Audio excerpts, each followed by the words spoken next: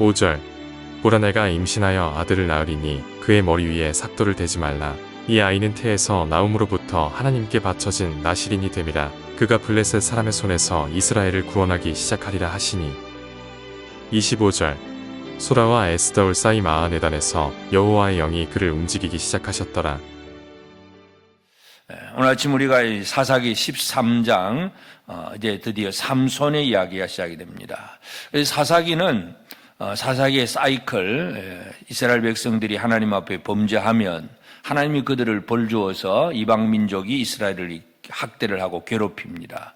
그러면 그 어려움 속에서 이스라엘 사람들이 또 하나님 앞에 회개하고 돌이켜 부르짖으면 또 하나님은 그 기도를 들으시고 구원자 사사를 세워주시고 평강을 이루어 주십니다.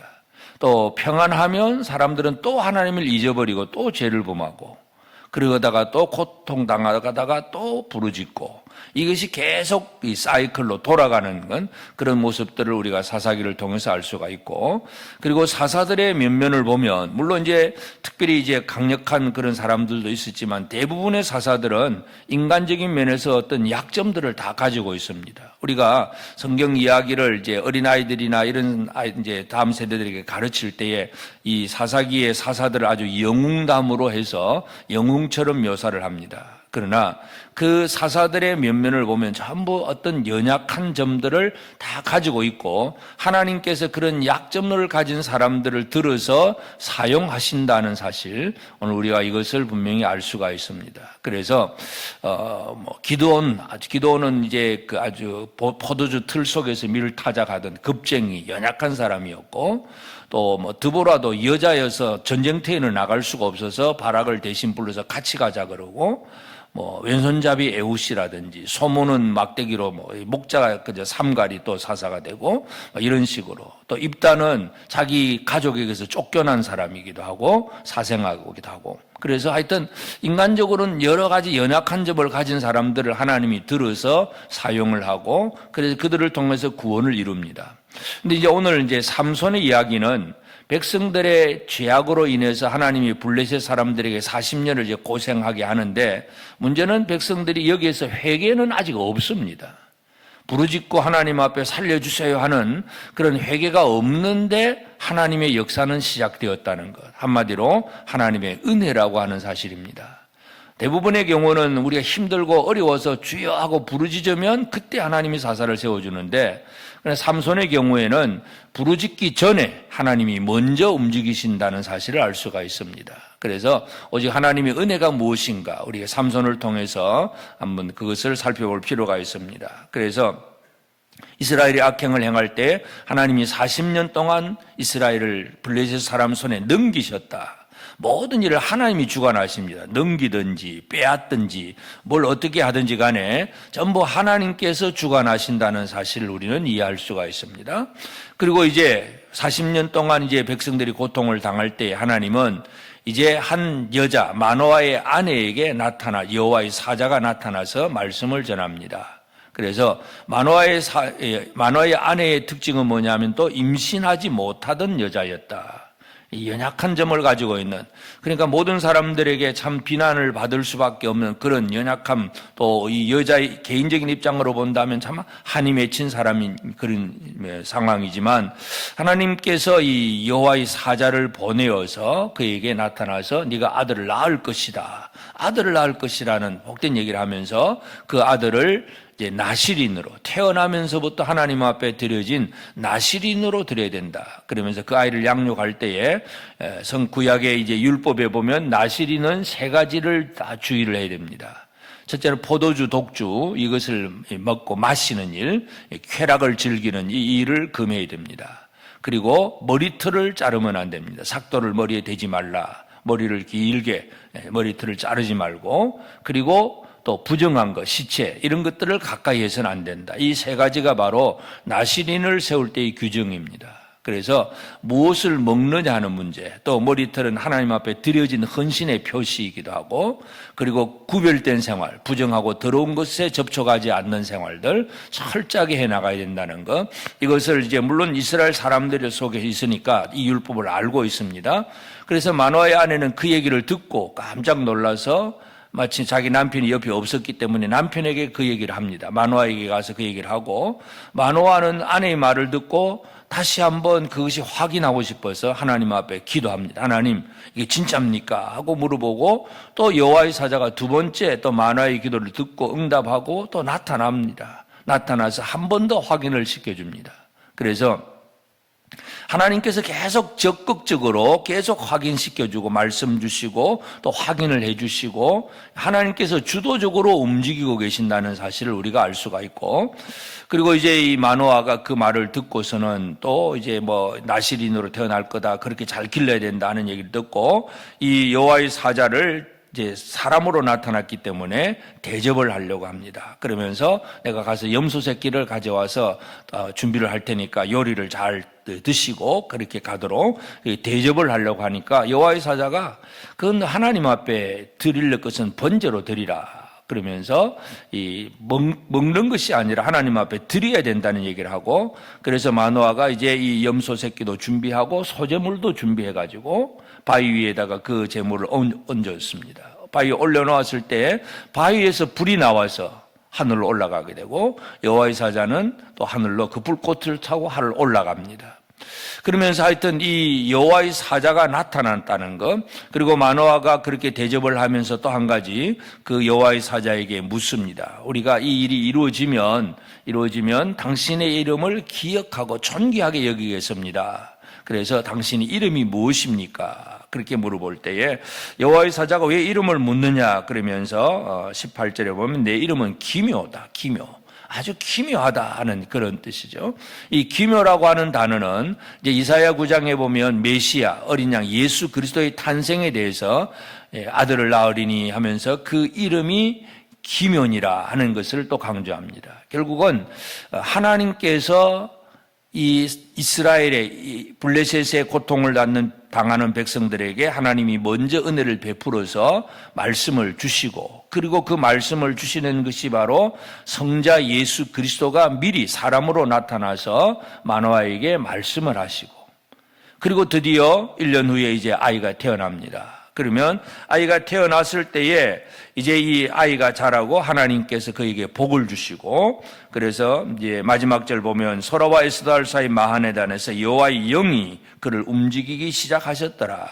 여호와의 영, 성령께서 이 삼손을 움직이기 시작하셨다는 걸 알 수가 있습니다. 그래서 하나님께서 자기 백성들, 이 블레셋 사람들을 손에서 자기 백성들을 구원하는 일에 있어서 하나님께서 움직이고 계신다는 것, 성부 하나님이 그 뜻을 나타내시고 성자 예수 그리스도가 사자로서 사람이 되어 나타나서 기묘자로 나타나서 마노아에게 한 번 더 설명을 하고, 그러면 또 삼손이 태어났을 때 여호와의 영이 그를 움직이고, 그래서 우리가 이 땅에서 하나님 앞에 은혜 받는 백성이 된다는 것은 얼마나 복된 일인지 모릅니다.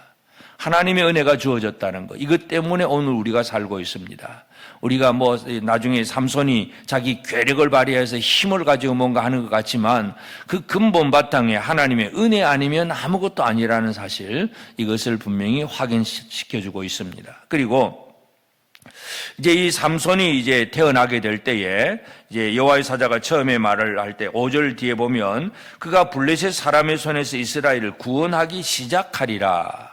그냥 구원하리라 이렇게 말하지 않고 구원하기 시작하리라 그런 얘기를 합니다. 그래서 이 삼손은 이 마지막 사사이기도 합니다. 그래서 삼손의 사사 시대가 끝이 나면 그 다음에 이제 이 사울 왕의 시대가 됩니다. 사울 왕도 늘 블레셋과 전쟁을 하지만 완전하게 블레셋을 굴복시키지를 못합니다. 다윗 왕이 때에 가서야 완전히 다윗이 블레셋을 굴복을 시킵니다.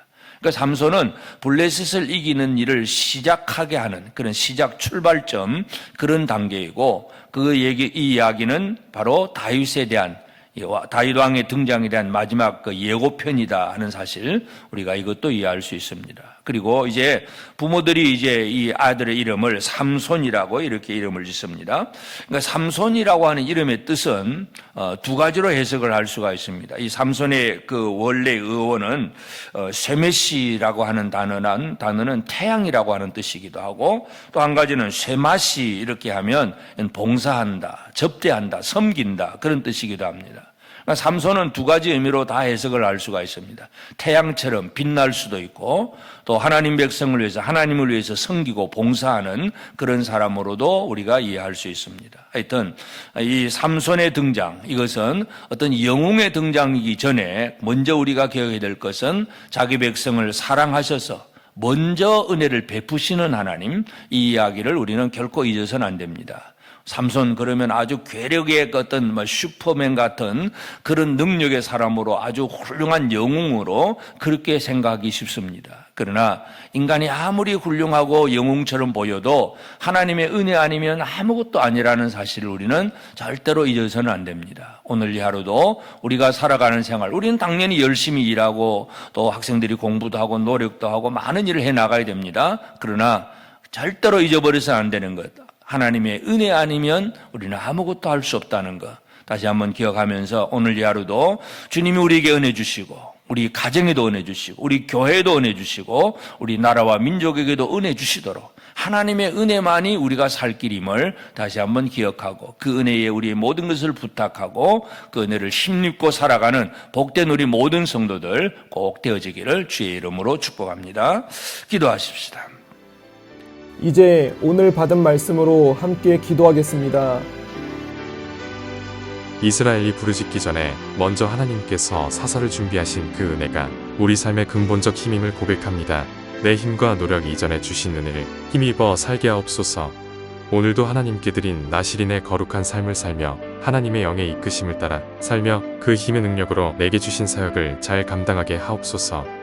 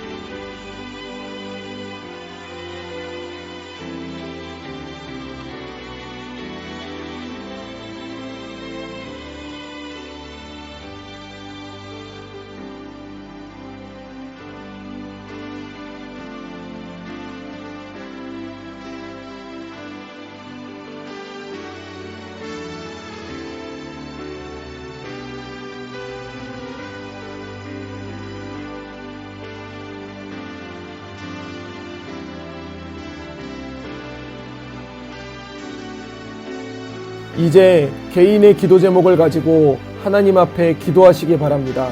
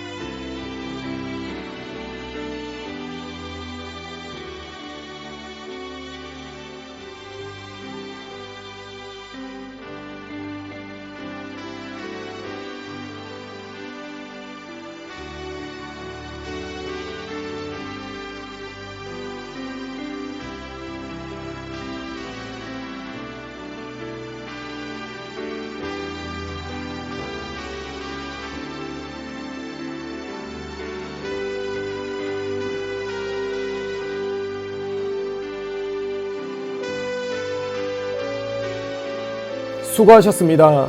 오늘도 하나님의 인도하심 가운데 승리의 하루를 보내시는 우리 재건부평교회 모든 성도님들이 되시기를 주님의 이름으로 축복합니다.